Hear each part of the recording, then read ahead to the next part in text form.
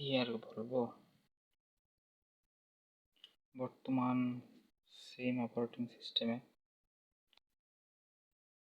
একটা নিউজ দেখলাম যে তাদের গ্রাহক কমছে।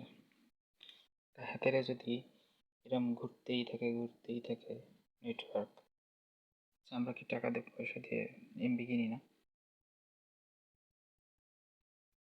যদি আমার পকেটের টাকা খরচ করে এমবি কিনে থাকি, তাহলে আমার নেট সিস্টেমটা কেন খারাপ হবে?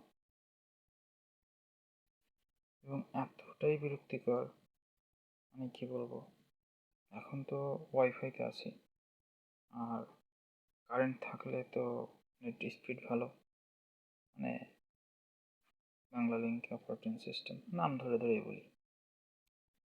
কারেন্ট যে চলে যায়, সেই ভেতরে ঘুরতেই থাকে। মনে হয় যেন আমি তাদের কাছে ভিক্ষা চাইছি।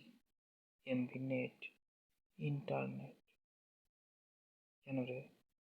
আমরা তোদের টাকা দিই না? হ্যাঁ, তোদের কাছে ভিক্ষা চাইছি? সব সিস্টেমই তো ভালো হয়ে গেছে, তোরা ভালো আস না কে?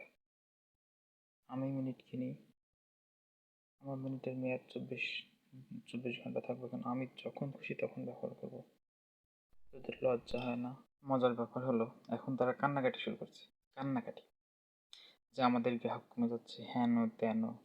তোমাদের নেট সিস্টেম যদি এমন হয়, তাহলে তোমাদের তো গ্রাহক কমবেই। আর এখন স্টারলিংক আসছে, ওয়াইফাইরাও ভালো হয়ে গেছে। আগে 2 Mbps 500 টাকা দিতাম, পরে 5 Mbps 500 600, এখন 10 Mbps দিচ্ছে 600।